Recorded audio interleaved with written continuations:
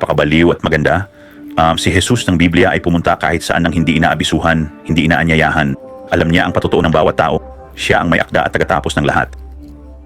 Tanggapin mo man siya o tanggihan, alam niya yan dahil siya ang simula at wakas ng lahat ng bagay. Siya ang lumikha ng lahat ng bagay. Lahat ng bagay ay ginawa sa kanya at sa pamamagitan niya, at walang nalikha kung wala si Yeshua, ang buhay na salita ng Diyos, si Jesucristo. Noong ako'y ligaw at sira sa mundo, ako'y duwag, suicidal, homicidal, wasak, baluktot, at dating kilala bilang gangster, isang ligaw na hangal. At noong ako'y gangster, pumupunta kami kahit saan nang hindi inaabisuhan, hindi inaanyayahan.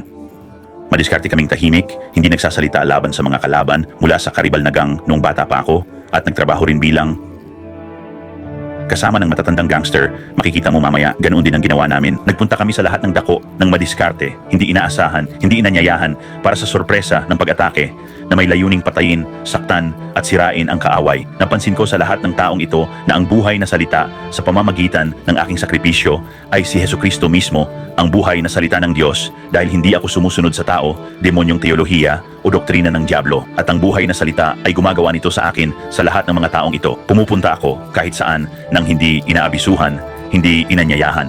Madiskarte tagumpay sa anumang bansa, estado o lungsod na pinupuntahan ko, at nakikita ko ang Panginoon sa akin, ang salita na makinis tulad ng ahas, inosente tulad ng kalapati, na sumisira sa puwersa ng kadiliman. Pagkatapos, kadalasan kong ipinopost ang mga matagumpay na patotoo ni Jesus sa pamamagitan ng aking sakripisyo, matapos kong lisanin ang mga rehiyon, estado, lungsod at bansa. Isang bagay na dapat tingnan tulad ng ipinakita ni Jesus.